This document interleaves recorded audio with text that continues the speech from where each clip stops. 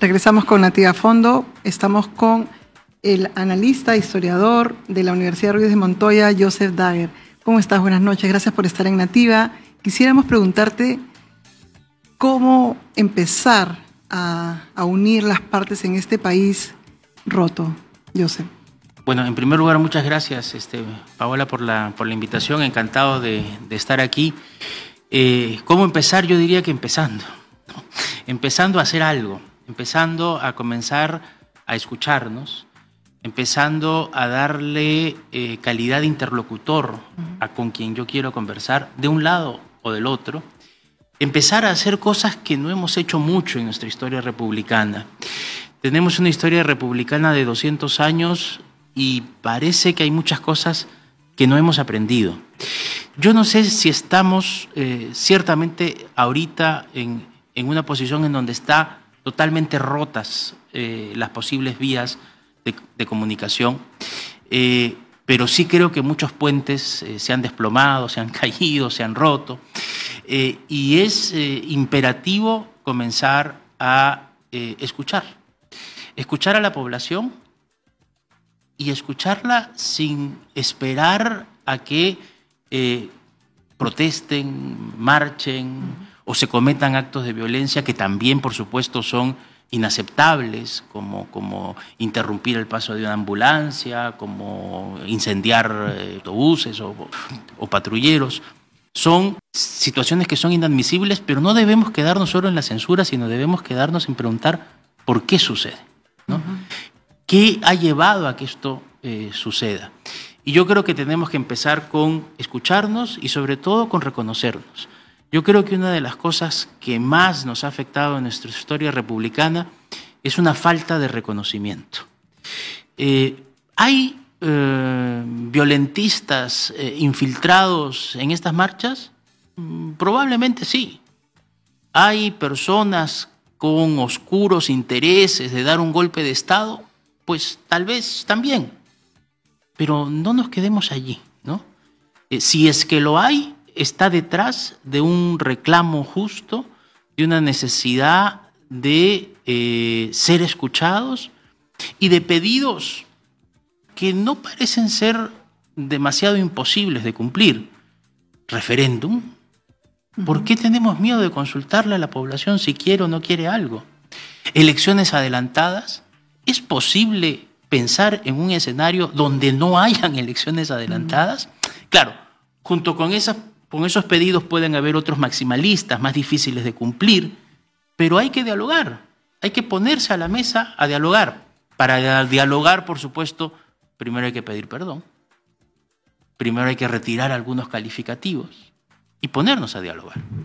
Una de las cosas que se está pidiendo, digamos, desde muchos lugares es ubicar las personas que dirijan este diálogo, ¿no es cierto? El pedido del expresidente Francisco Sagasti es con líderes religiosos. ¿Alguna sugerencia para ver quién encabeza este diálogo? Porque el gobernador de Puno, por ejemplo, Richard Janco, el lunes en la mañana estuvo con nuestra colega Patricia del Río y él estaba dispuesto a sentarse con la presidenta Dina Boluarte. Horas después de los 17 muertos, y ya no quiere, ¿no? Entonces tenemos que ver a alguien que intermedie en esas partes que no quieren hablar para poder dialogar, como fue en el año 2001 con la mesa que dirigía la OEA, me parece. En efecto. ¿No? Yo creo que la propuesta del expresidente Sagasti es plenamente viable, ¿no? Yo creo que podríamos pensar en las iglesias, que podrían ser estos interlocutores, estos intermediarios que comiencen a facilitar la posibilidad del diálogo. Y ahora que mencionas a la OEA, recordemos que la última misión o comisión de la OEA que vino también habló de diálogo, ¿no? La comisión de la OEA se dio cuenta que el diálogo en aquel entonces, hace unos pocos meses, también estaba muy debilitado y llamó al diálogo, ¿no? La OEA también podría jugar un papel importante en este momento, porque sin lugar a dudas el gobierno, las instituciones, las Fuerzas Armadas están para salvaguardar el orden, pero legítimo, ¿no? Claro. Con métodos legítimos y con métodos legales. Cuando hablas con amigos fuera del país que te preguntan qué diablos pasa en el Perú, ¿qué responde? Es muy difícil responder porque para más o menos tratar de entender qué diablos pasa hay que estar muy vinculado con todo lo que ha acontecido, yo diría que por lo menos desde el 2016, ¿no? Y esto es difícil explicarlo, es difícil explicar porque no suele suceder que un presidente asume y desde el día siguiente lo quieren vacar, ¿no? Que hay incluso, digamos, utilizaciones de ciertos elementos institucionales con el mismo propósito. Es muy difícil entender cómo una fuerza política que sigue siendo una fuerza política importante, por lo menos en número de congresistas y en convocatoria, como es Fuerza Popular, tuvo en el 2016 73 congresistas y ninguna intención de hacer reformas que hoy quizás nos hubieran ahorrado muchas cuestiones, ¿no? Entonces, claro, lo que está pasando, por supuesto, no se inicia en el 2016, pero yo creo que ahí viene una fuerte crisis política. Y creo que lo que estamos viviendo tiene sin duda, por supuesto, un ingrediente social, pero hay también un ingrediente político que debemos entenderlo y que debemos afrontarlo, no solamente, por supuesto, con represión, aunque en determinados momentos habrá que utilizar firmeza, sin duda, ¿no? Una de las cosas que está pasando también es el Congreso, que actúa como si no estuviera la gente en la calle. ¿Qué cosas está haciendo el Congreso para incendiar la calle? Yo no entiendo el Congreso, ¿no? La verdad es que no lo entiendo. No entiendo cómo pueden haber blindado a un congresista aparentemente violador con todas sus letras. No entiendo cómo no lo han podido haber inhabilitado.